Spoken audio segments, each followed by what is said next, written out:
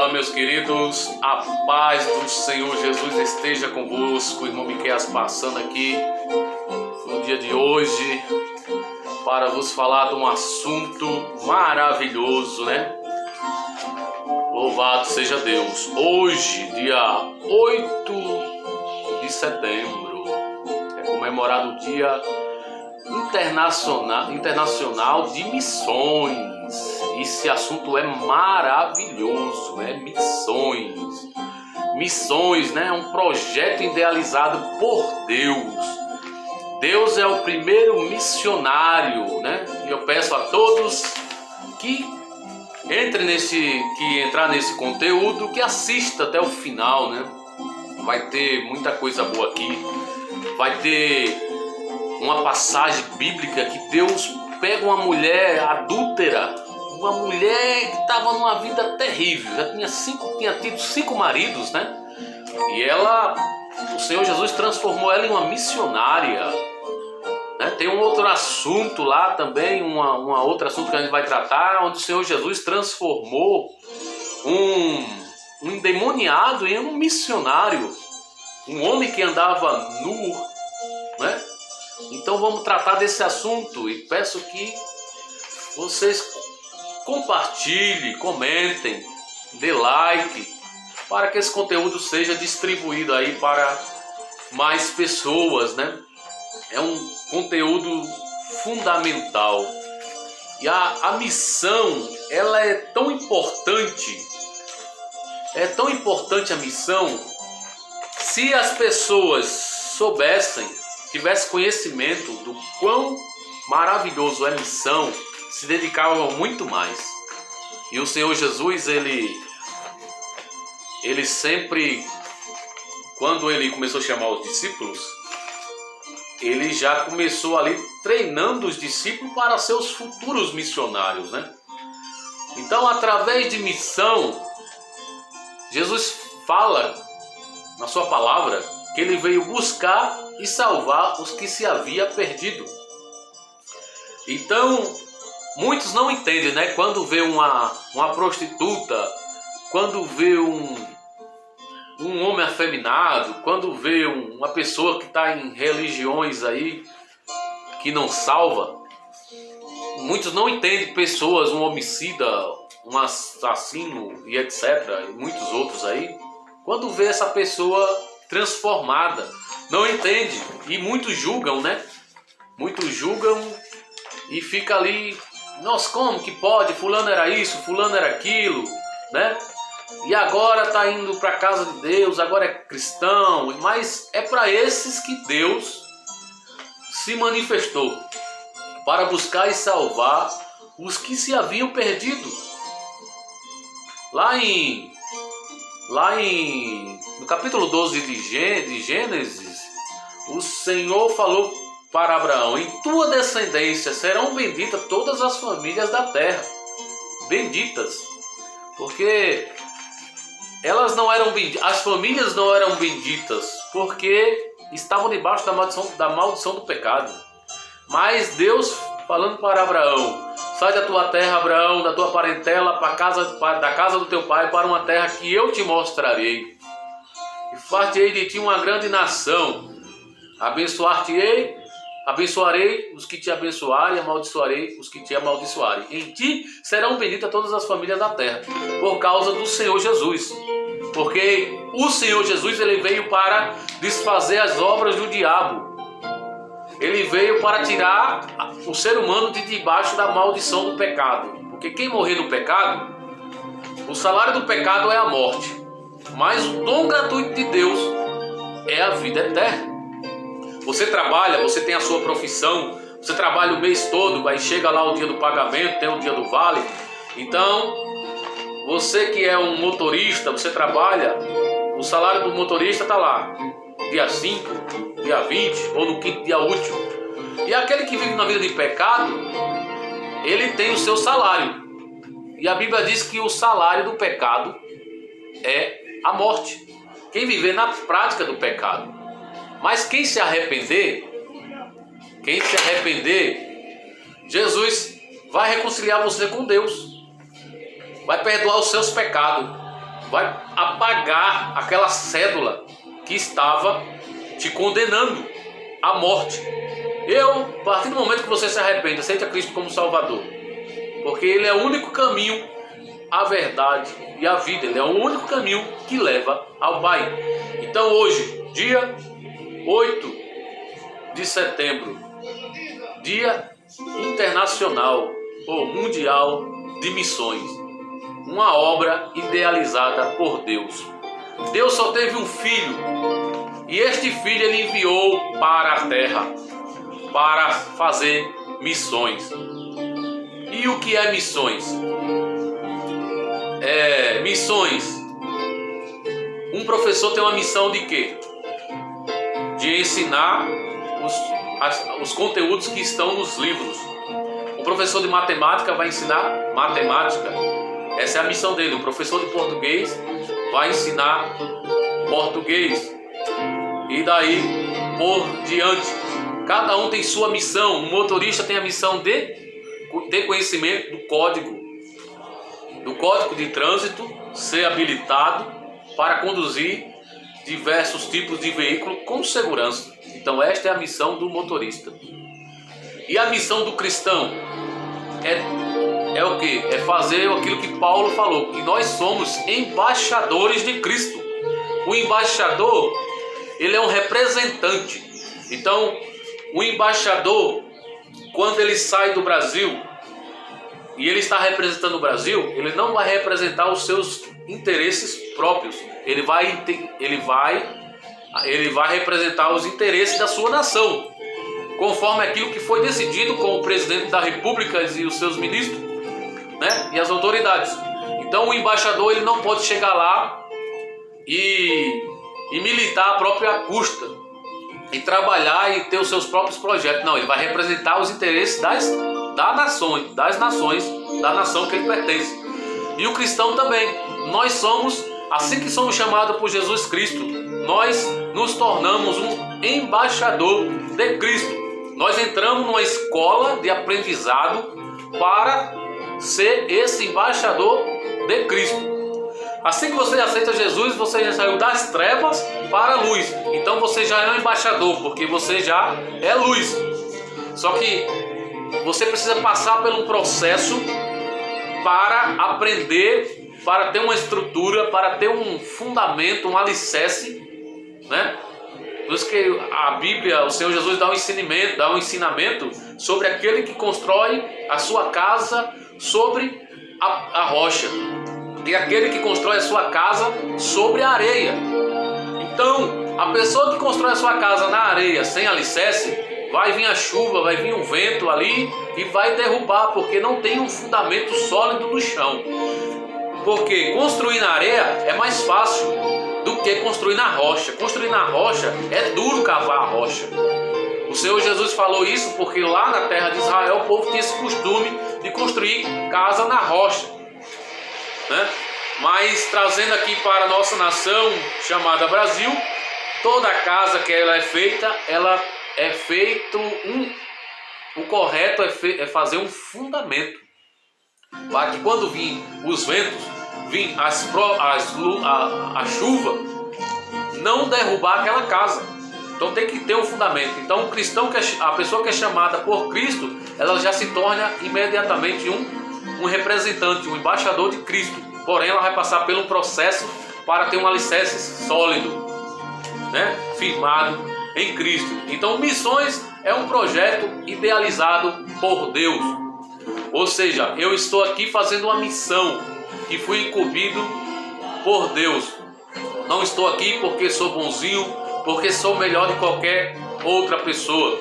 Eu estou aqui porque Cristo me amou, porque Cristo entregou a sua vida na cruz do Calvário para me perdoar, para te perdoar os pecados, para te conduzir a Deus, para que você tenha uma vida com Deus, para que você se prepare para a vida eterna.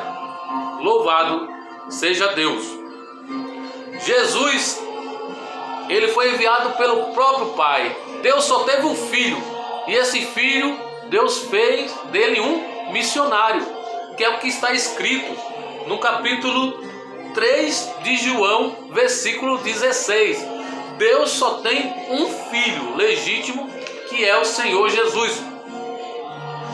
Lá no capítulo 1 de Lucas, quando o anjo Gabriel dá a notícia a Maria, e eis que teu ventre conceberás e darás à luz um filho.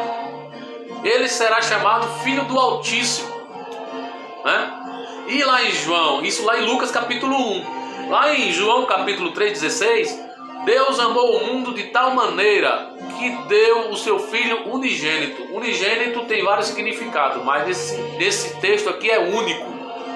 Único filho nascido de uma mulher. Unigênito. Único filho nascido. Deus amou o mundo de tal maneira que deu o seu Filho unigênito, para que todo aquele que nele crê não pereça, mas tenha a vida eterna. Então veja você ter um único filho. Deixa eu ver só o texto aqui, ó. Porque Deus amou o mundo, João 3,16. Porque Deus amou o mundo de tal maneira que deu o seu Filho unigênito, para que todo aquele que nele crê não pereça, mas tenha a vida eterna. Porque Deus, versículo 17, porque Deus enviou o seu Filho ao mundo, não para que condenasse o mundo, mas para que o mundo fosse salvo por ele. Aí, versículo 18. Quem crê nele não é condenado, mas quem não crê já está condenado, porque não crê no nome do unigênito Filho de Deus.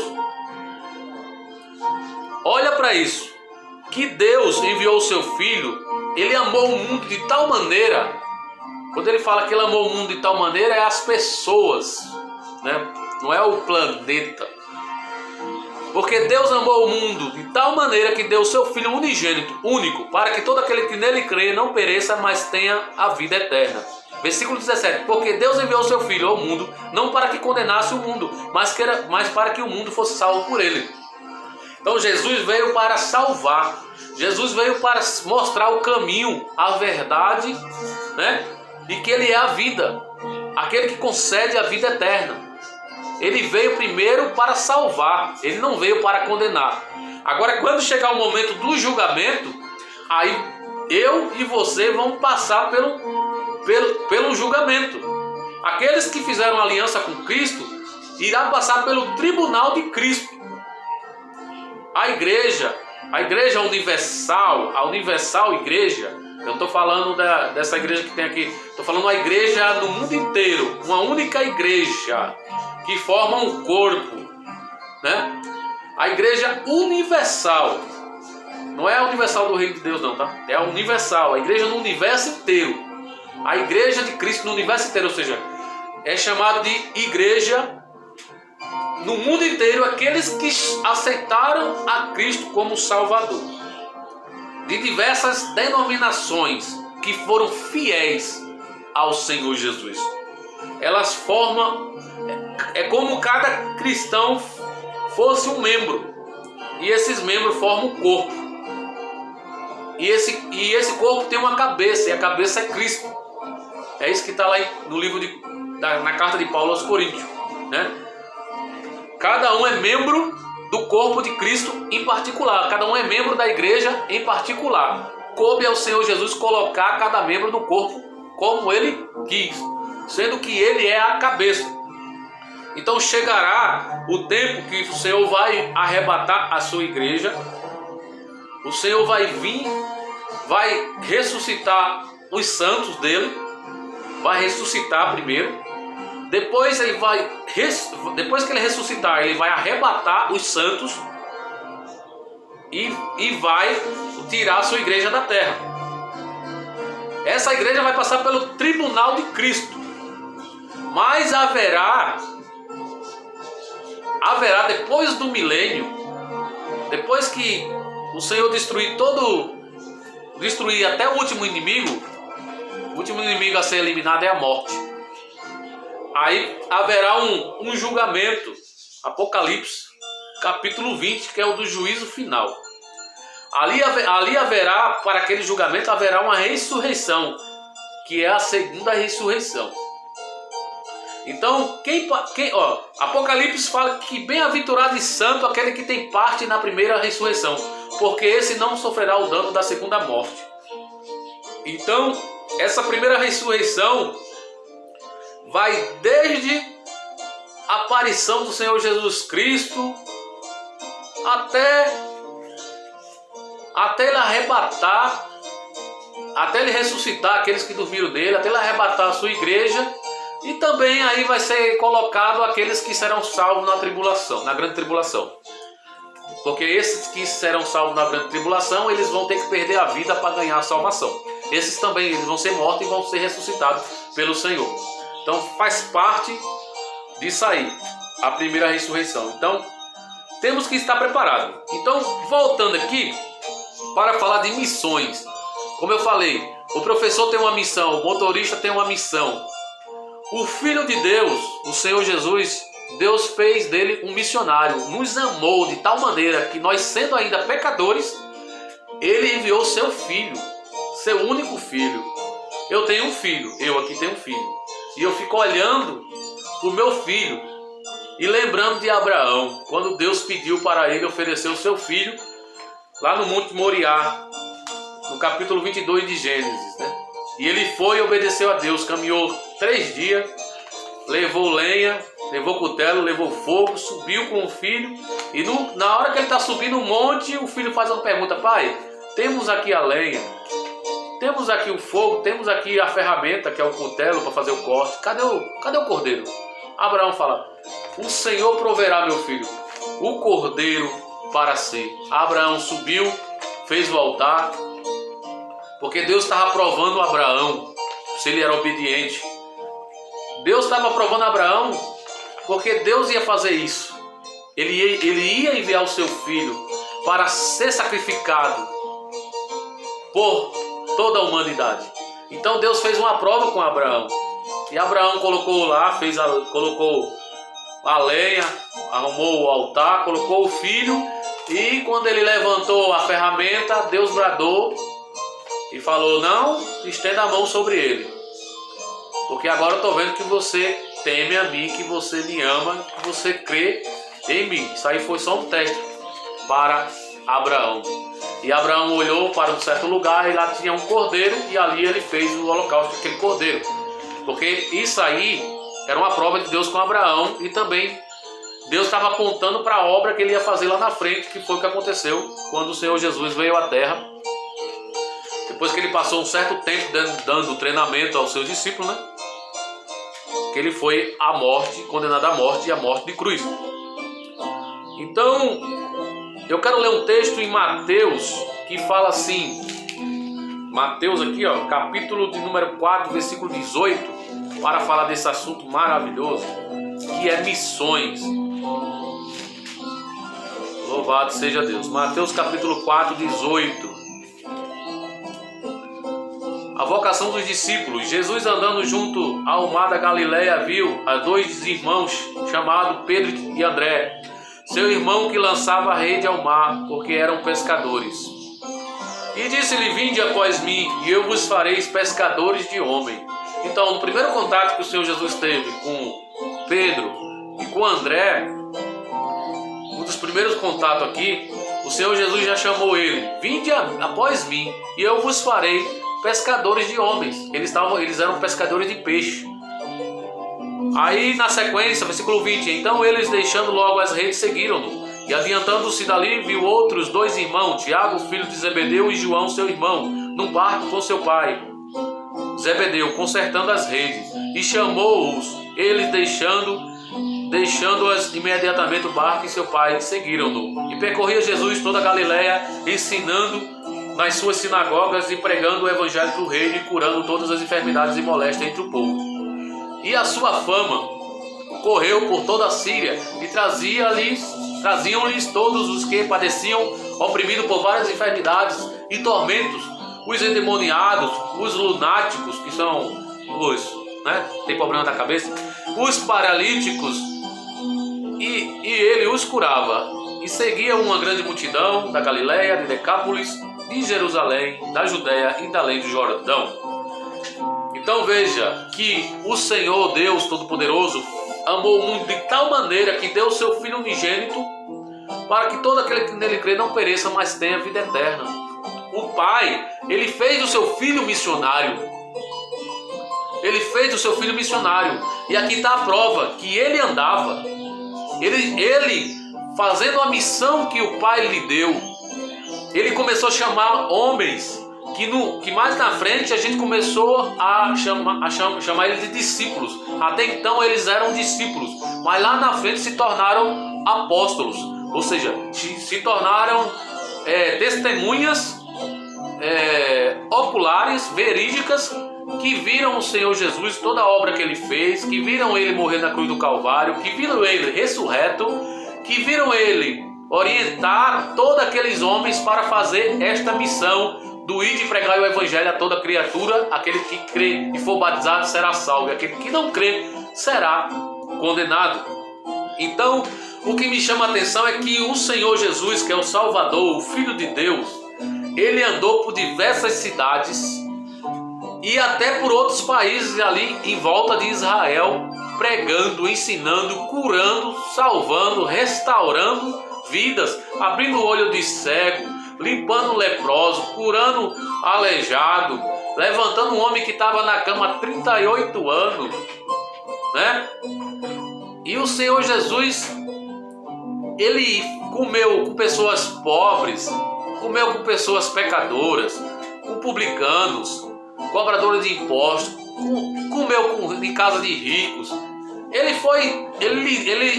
lidou com todo tipo de pessoas na sociedade, né? Então, o Senhor e Salvador, Ele nos deu o exemplo de que Ele é um verdadeiro missionário. Como um missionário deve se comportar, porque Ele nos deu o exemplo. Ele falou que não é o servo maior do que o seu Senhor. Quando Ele deu um exemplo lá, estava na ceia lá e se cingiu, tirou a túnica e se cingiu com a toalha, pegou uma bacia de água, lavou os pés dos discípulos e depois falou assim: olha, vós me chamai mestre e senhor, e dizeis bem, porque eu sendo vosso mestre e senhor, me fiz de servo, lavei os vossos pés. Pedro ainda resistiu: Senhor, no meu pé o Senhor não lava não. Aí o Senhor Jesus falou: se eu não lavar o seu pé, meu querido, você não tem parte comigo. Aí Pedro falou: então pode lavar o pé, pode me dar um banho completo, Senhor. Me dê um banho logo, porque para ter parte com o Senhor aí, eu deixo o Senhor lavar meu pé. Mas o Senhor estava dando ensinamento. Então ele, sendo mestre e Senhor, ele se fez de servo, lavando os pés dos discípulos, né? Então aqui o Senhor, em Mateus capítulo 4, 18, o Senhor mostra o Senhor chamando os discípulos, e os discípulos seguiu ele.